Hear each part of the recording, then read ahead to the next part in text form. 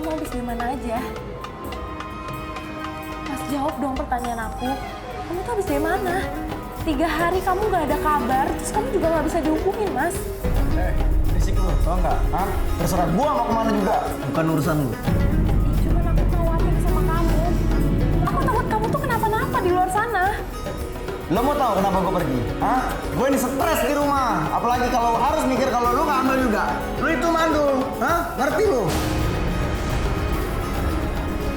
Jadi kamu nuduh kalau aku mandul? Kenapa? Hah? Emang bener kan? Kalau lu itu mandul. Mas, tega ya kamu. Kita berdua itu udah cek ke dokter. Dan kata dokter kita berdua sehat-sehat aja. Jadi kalau seandainya kamu nuduh aku mandul, aku juga bisa dong nuduh kamu mandul juga. Hah? Lu dengar ya? Gua dibosan di rumah setiap hari ketemu lu. Hah? Apalagi harus mikir kalau lu nggak bisa ambil juga. Lu itu mandul. Hah? Ngerti lu? Kamu, Mas. Dan ujung-ujungnya selalu membahas masalah anak. Ya Pak Ustadz, intinya sudah tahu istrinya lebih besar pendapatannya, artinya untuk keuangan mereka nggak ada masalah, tapi memang murni karena faktor itu. Nah lalu bagaimana nih Pak Ustadz, seorang suami sikapnya harusnya seperti apa nih mengetahui istrinya udah bisa membantu gitu tugas yang dia sudah jalani? Harusnya kalau kita melihat yang disampaikan tadi, suaminya mestinya muncul rasa syukurnya kepada Allah. Pertama, karena dikaruniai istri yang bisa dalam tanda petik bisa membantu, yang seharusnya semua kebutuhan keluarga itu kan dipenuhi oleh pihak laki-laki, tetapi kan tidak semuanya bisa terpenuhi. Karena itulah Islam memberikan ruang kepada istri, bila istri mengaktualisasikan potensinya, kemudian bisa mendatangkan ekonomi dan bisa menambah kebutuhan ekonomi keluarga, maka fikih Indonesia membolehkan dan mengizinkan, dan tidak ada persoalan dalam konteks hukum Islam di sana.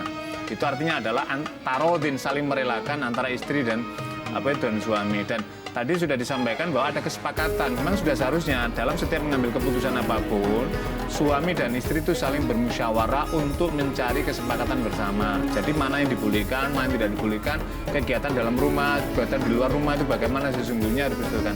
Nah, ketika memang otoritas penuh dalam keluarga, penanggung jawab utama mas'ulun an ro'iyatihi pada keluarganya itu adalah ada pada seorang suami. Tetapi bukan berarti suami ketika pergi kemana saja tidak boleh diketahui istrinya, tidak, itu salah besar. Jadi ketika tadi misalkan suaminya pergi sampai 3 hari nggak pulang dan kemudian baginda perlu tahu, saya kira ini juga kepada suami manapun itu juga perlu harus diketahui bahwa kepergiannya itu harus pengetahuan daripada istri. Apa masalahnya?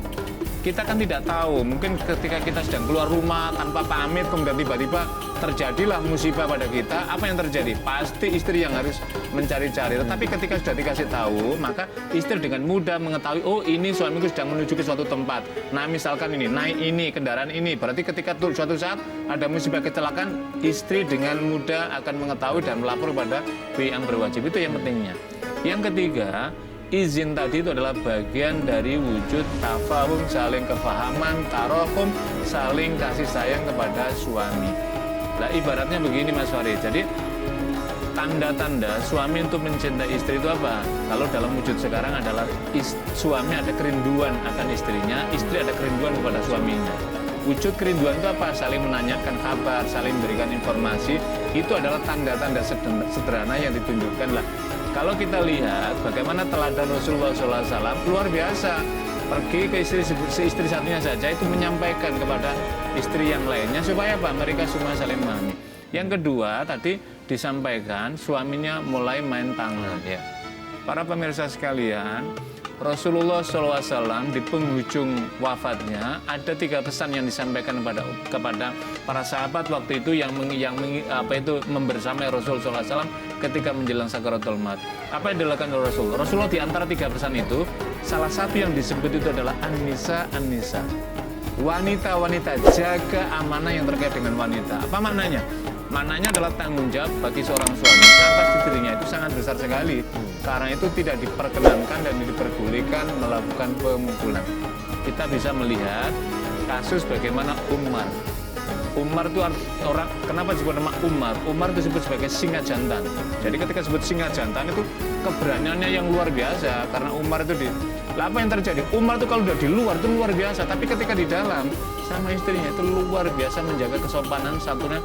Bahkan dalam beberapa riwayat disebutkan Umar itu sering dimarahi dalam tanda petik, dimarahi istrinya karena mungkin diomeli ada beberapa, tapi Umar tidak pernah merespon dengan negatif. Bahkan ada sahabat lain tidak melapor kepada Sayyidina Umar, tetapi yang dilaporkan kasus yang sama terjadi pada Umar. Kemudian orang itu balik, Umar melihat langsung mengejar, "Wahai sahabat, apa yang terjadi denganmu? Tadi kau mau melapor kepada aku, tapi kenapa pergi? Wahai Umar, aku tadi ingin melaporkan hal yang sama. Aku sering dimarahi sama istriku. Aku tidak melaporkan kepadamu bagaimana pandanganmu dan hukum Islam. Tapi ternyata di rumah pun terjadi, ternyata kau pun sedang diomeli istrimu dan kau pun diam. Jadi bagaimana mungkin aku melaporkan sedangkan khalifah, presiden didamkan?" Apa yang dijawab, yang dilakukan oleh Umar? "Wahai sahabatku, tahukah kamu bagaimana mungkin aku bisa marah kepada istriku? Sedangkan dia telah memberikan karunia kepadaku. Dialah yang mencukupi dalam menjaga ketenanganku ketika aku tidak pergi. Dialah yang menjaga rumah tanggaku. Bagaimana mungkin aku sanggup marah pada dia?" Junjung aku Rasul Muhammad SAW memberikan teladan bagaimana relasi dengan keluarga dan pada istrinya. Jadi dalam kasus Mbak Gina tadi, kita bisa memberikan berteladan kepada kasus Rasulullah dan kasus Umar bin Khattab radhiyallahu anhu. Masya Allah. Mbak Gina, dulu sebelum menikah apakah suami sifatnya pemarah seperti itu? Enggak ya. Enggak. Nah, kalau soal marah itu keluarganya Mbak Gina tahu nggak nih? Enggak, karena dulu sebelum menikah keluarga saya itu kurang setuju.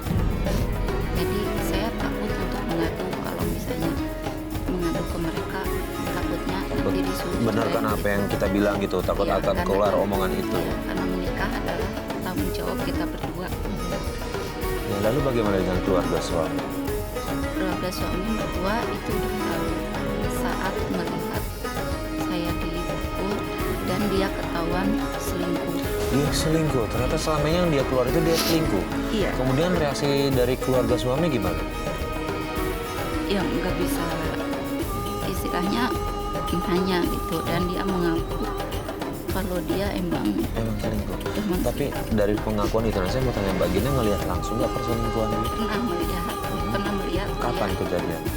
Waktu itu saya pulang kerja, saya melihat dia sama perempuan yang sedang hamil, tapi saya nggak langsung sujon gitu.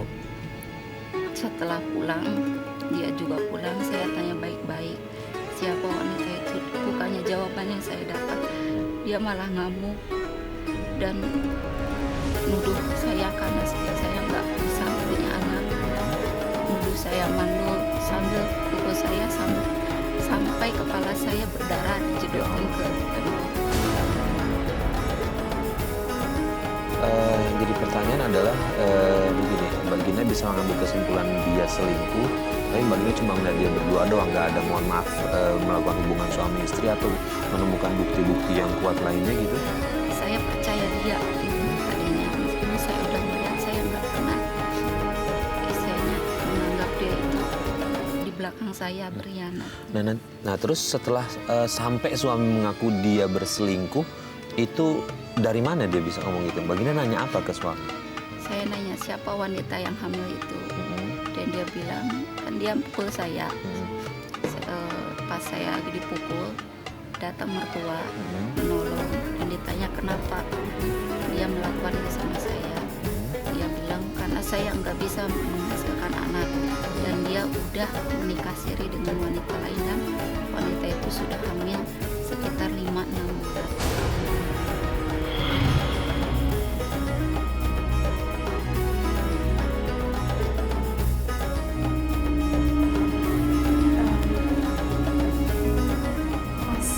Aku mau tanya deh sama kamu. Mau nanya apaan? Aku mau tanya, cewek yang hamil itu siapa ya yang tadi kamu bantuin? Kebanyakan nanya lu, berisik.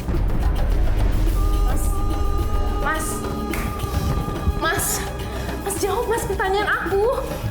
Jadi lu beneran mau tahu? Hah? Iya, aku bener mau tahu lah. Dia itu istri siri gua. Kenapa? Jadi kamu udah nikah lagi, Mas, diem-diem. Mas, kamu tuh beneran tega ya. Mas, kamu tuh beneran tega kan sama aku, Mas.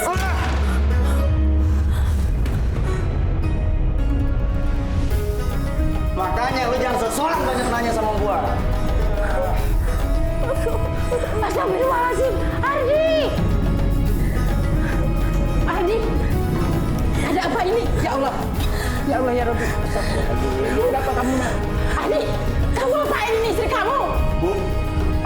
nikah lagi. Lagian saya suruh dia nggak bisa punya anak. Sekarang terbukti kan, bukan aku yang mandul, tapi dia yang mandul. Tapi kamu nggak boleh begitu. Ini istri kamu, bukan orang lain. Bu, ibu juga mau marah. Bu, aku ini stres nggak bisa punya anak. Hah, sekarang terbukti kan, wanita yang aku nikah itu sedang hamil anak aku. Makanya dia. Ibu ini juga perempuan, Ardi. Kamu nggak boleh begitu. Bu udah bersuami Mas Ardi. Mungkin emang aku yang nggak bisa kasih anak. Tapi nggak apa-apa Bu, yang penting Mas Ardi bahagia punya anak. Ah, udah lah, pusing.